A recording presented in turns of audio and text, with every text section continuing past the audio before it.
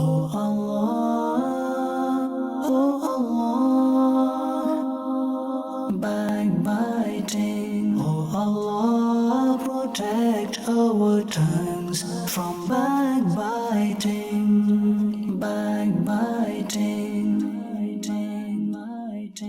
Alhamdulillahi Rabbil Alameen wassalatu wassalamu ala Sayyidil Anbiya'i wal Mursaleen. Amma ba'd, fa'a'udhu billahi minash shaytanir rajeem. Bismillahir Rahmanir Rahim. As-salatu wassalamu alayka ya Rasulallah wa ala alika wa ashabika ya Habiballah. As-salatu wassalamu alayka ya Nabiyallah wa ala alika wa ashabika ya Nurallah. Dear viewers of Madani Channel, welcome to the first episode of our new series. Before starting this episode, let's listen to an excellence of reciting Salat ala Nabi sallallahu ta'ala alayhi wa alihi wa sallam. Shaykh Majduddin Firozabadi alayhi rahmatullahi al-Hadi has stated, when you sit in a gathering and recite Bismillahir Rahmanir Rahim wa sallallahu ala Muhammad, Allah Azza wa Jal will designate an angel that will keep you from backbiting. When you depart from that gathering and recite Bismillahir Rahmanir Rahim wa sallallahu ala Muhammad, the angel will keep others from backbiting against you. Subhanallah Azza wa Jal. Sallu ala al-Habib sallallahu ta'ala ala Muhammad sallallahu ta'ala alayhi wa alihi wa sallam. Dear viewers of Madani Channel, the name of our series is The Sin of Backbiting. In this series, we will cover different topics, including what is backbiting, why is backbiting haram, different parables regarding backbiting. We will also listen to a few examples of backbiting that are used in our society. Dear viewers of Madani Channel, majority of us is involved in committing the severe sin of backbiting, whether it is the father or the mother, the brother or the sister, the husband or the wife, the mother-in-law or the daughter-in-law, the father-in-law or the son-in-law, the teacher or the student, the employer or the employee, the buyer or the seller, the foreman or the laborer. Similarly, the rich or the poor, the ruler or his subject, the materialist or the spiritual, the old or the young, and the ones affiliated with the religious organization or members of a worldly institution. Almost everyone is involved in backbiting. These days, none of our gatherings are devoid from this heinous act of speaking ill against others because of the habit of constant gossip.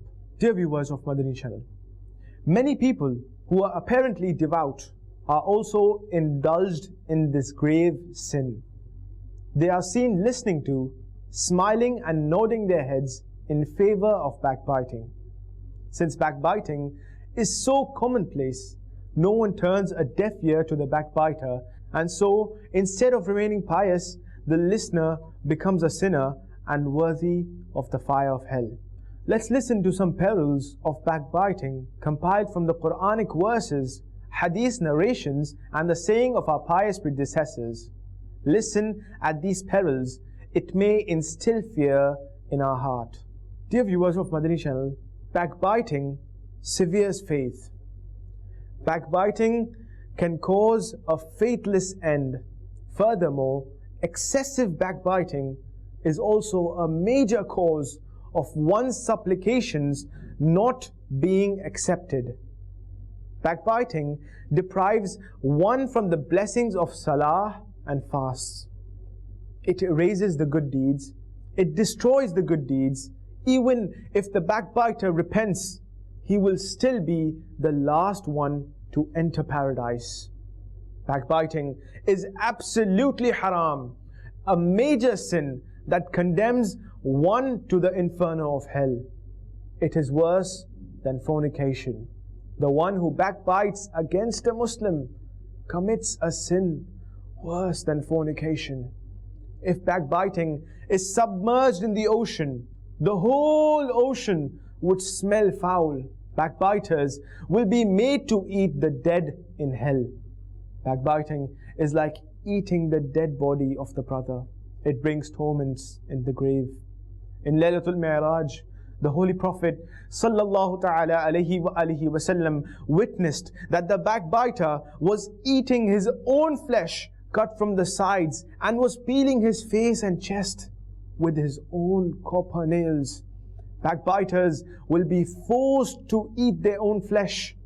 In addition, the backbiter will be resurrected looking like a dog on the day of judgment. The backbiter will be a monkey of hell. The backbiter will be running between the boiling water and the blazing fire of hell, asking for death. Even the dwellers of hell will be sick of him. The backbiter will be the first one to enter hell. Tubu ilallah, astaghfirullah. May Allah Azza wa Jal protect us all from this grave sin of backbiting. Ameen. Sallu ala al-Habib. Sallallahu ta'ala ala Muhammad. Sallallahu ta'ala alayhi wa alihi wa sallam. Sadrul Afadil, Shaykh Sayyid Muhammad Naeemuddin Muradabadi rahmatullahi ta'ala alayhi states on page 823 of his commentary of the Holy Quran, Khazainul Irfan, that when the Holy Prophet sallallahu ta'ala alayhi wa alihi wa sallam would set out on an expedition, he would group one poor person with two rich individuals, so that the poor person would serve his rich companions and the rich would in turn feed him. This way, all will benefit from each other. Once on a journey, Sayyidina Salman radiallahu ta'ala anhu was grouped with two well-off individuals. At one time during the journey, he was unable to prepare food as he had gone to sleep. His companions therefore sent him to get food from the beloved and blessed Prophet sallallahu ta'ala alayhi wa alihi wa sallam. The noble Prophet's chef at that time was Sayyidina Usama radiallahu ta'ala anhu, who did not have any food left. Sayyidina Salman radiallahu ta'ala anhu had to return empty-handed. When he informed his companions about the situation, they replied, Usama has been stingy. When those two people came before the noble Prophet sallallahu ta'ala alayhi wa alihi wa sallam, the noble Prophet sallallahu ta'ala alayhi wa alihi wa sallam, revealing the unseen by the will of Allah Azza wa Jal, said, I can see the traces of flesh in your teeth. The two replied, we have not eaten any meat. The Prophet sallallahu ta'ala alayhi wa alihi wa sallam told them, you have just committed backbiting, and the one who backbites against a Muslim eats his flesh. Allah Azza wa Jal has stated in the glorious Quran, translation of Quran, Kanzul Iman, and do not backbite one another. Would any one of you like to eat the flesh of his dead brother? You would not tolerate it. Dear viewers of Madani Channel, let's listen to the difference between backbiting and slandering. The noble Prophet sallallahu ta'ala alayhi wa alihi wa sallam once asked, do you know what backbiting is? The companions answered, Allah Azza wa Jal and His Prophet sallallahu ta'ala alayhi wa alihi wa sallam know the best. Then the beloved and blessed Prophet sallallahu ta'ala alayhi wa alihi wa sallam explained, backbiting is that you talk about your brother in a manner which he would dislike. Someone then asked, what if that fault is present in him?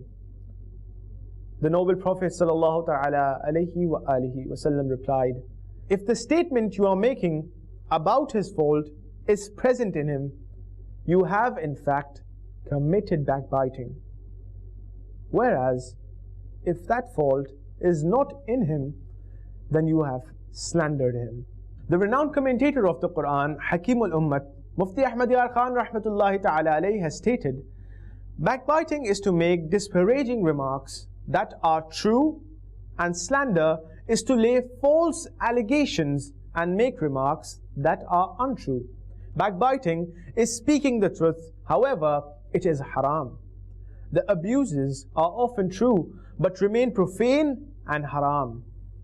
This leads us to the following principle, that truth is not always halal. The conclusion is that backbiting is a sin and slander is two sins. Dear viewers of Madani Channel, let's listen to the definition of backbiting. Mufti Amjad Ali Azami rahmatullahi ta'ala alayhi has defined backbiting as: backbiting is to mention someone's hidden fault in his absence in order to disparage him.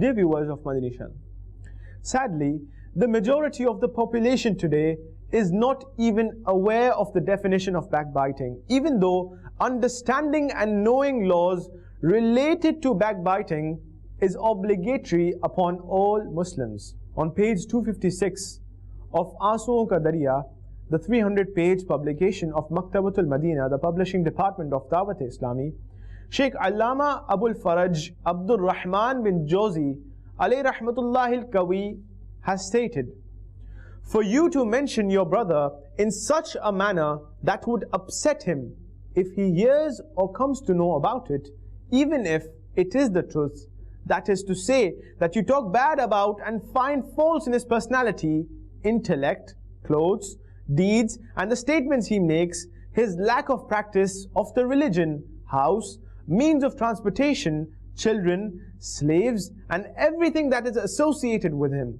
Even saying that his sleeve or shirt is too long is considered as an act of backbiting. Sheikh Imam Ahmad bin Hajar Makki Shafi'i alayhi rahmatullahi al-Qawi has stated, the honorable scholars rahimahumullah salam concur that backbiting is to mention any shortcoming that a person possesses, whether the fault is in his non-practice of religion, worldly affairs, personality, character, wealth, children, spouse, servant, slave, imama, demeanor, mannerism, clothes, smile, lack of common sense, rudeness, politeness, and anything related to him.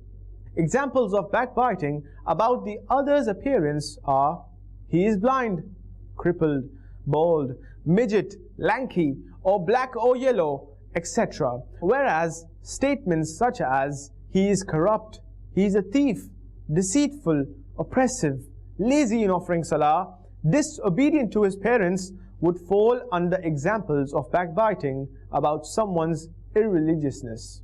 The Imam rahmatullahi ta'ala alayhi has further mentioned, it is said that backbiting is as sweet as dates and as sharp as alcohol.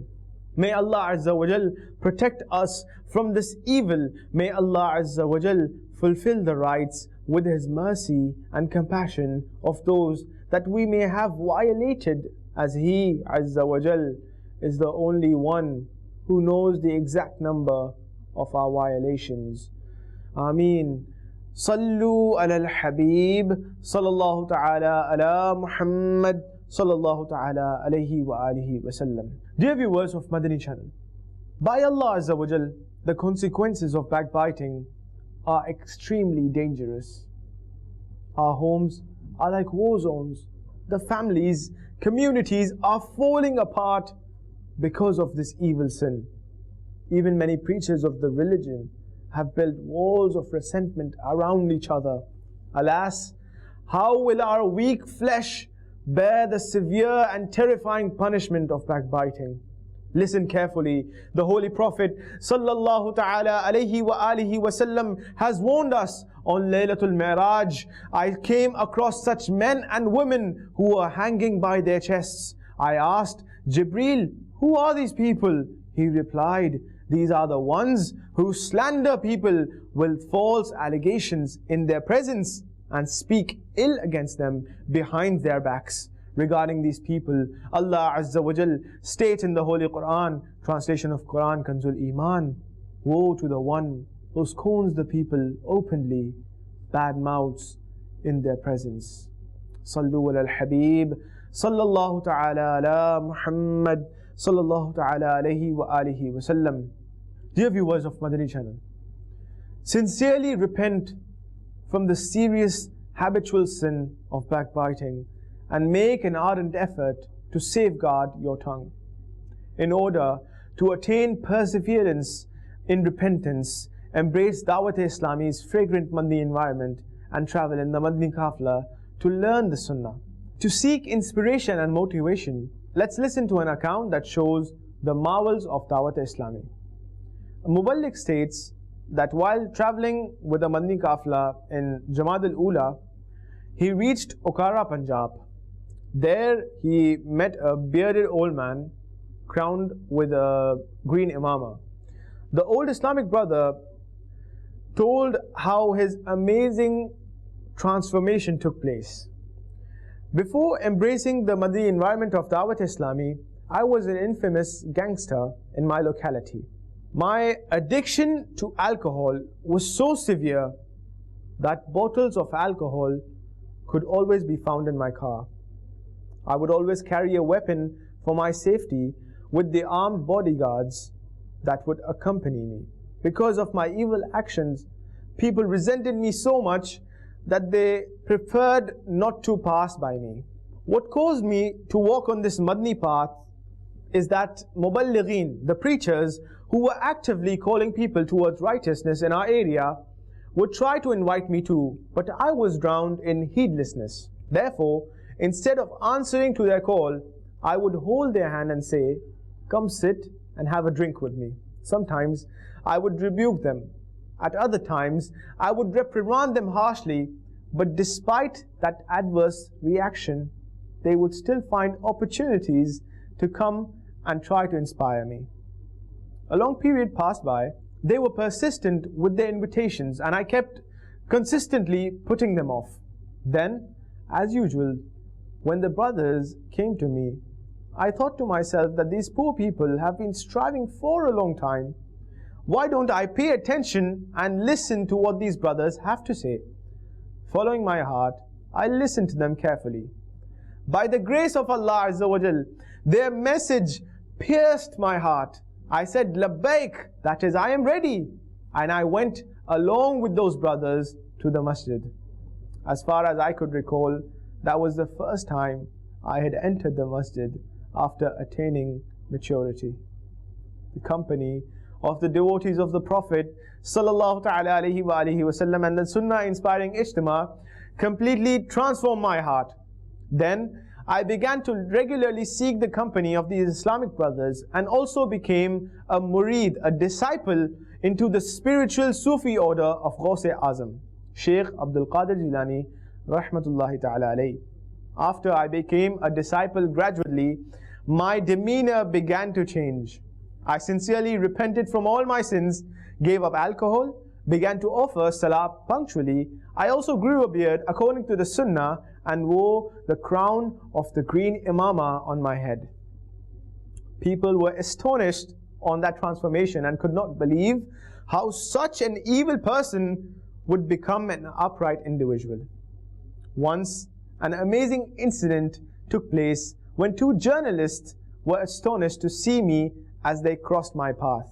They confirmed with me as to whether I was the same gangster and wanted to publish my story in every newspaper, but I refused. By the grace of Allah Azza wa Jal, it was the blessings of the righteous Madani environment of Dawat-e-Islami that a person as corrupt and immoral as me made a change within himself. I began to step on the path of Salah and Sunnah and became a respectable person of the community. Allah karam aisa kare tujh pe jahan mein, eh Dawat-e-Islami teri dhoom machi ho. Ameen. Bijahin Nabi al-Ameen sallallahu ta'ala alayhi wa alihi wa sallam. Dear viewers of Madani Channel, did you observe the benefits of sincerity and perseverance in striving to invite towards good? Due to someone's inspirational efforts, one who was trailing on the path of destruction of the hereafter changed course and set out on the path to paradise. All Islamic brothers should call everybody towards righteousness without hesitation. You never know that a few words you may say that can change someone's life and in turn might lead to continuous reward for you. Inviting towards righteousness has many virtues. Once, the Prophet Sayyidina Musa Kalimullah ala nabiyyina wa alayhi salatu wassalam asked Allah Azza wa Jal, What is the reward for the one who invites his brother towards good and forbids evil?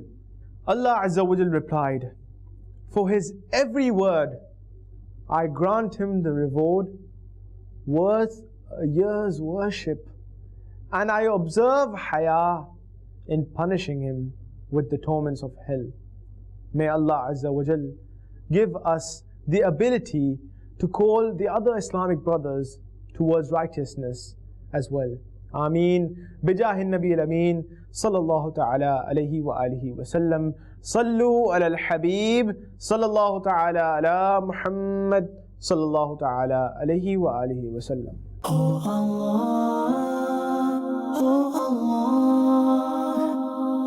Allah, backbiting. Oh Allah, protect our tongues from backbiting.